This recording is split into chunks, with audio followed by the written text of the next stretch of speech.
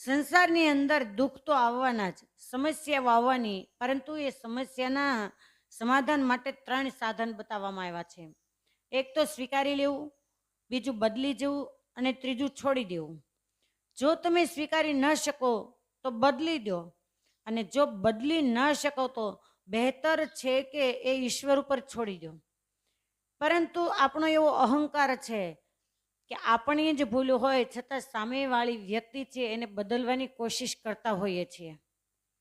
આપણી ભૂલ હોય કે ન હોય, સામેવાળી વ્યક્તિ છે બદલાય કે ન બદલાય, પણ આપણા જીવનને આપણે ચોક્કસ બદલી દેવું અને પરમાત્માના શરણે છોડી દેવું કે જે કંઈ સંસારની અંદર સુખ આવે યા દુઃખ આવે, હે પરમાત્મા, હું તમારા આધારે છું.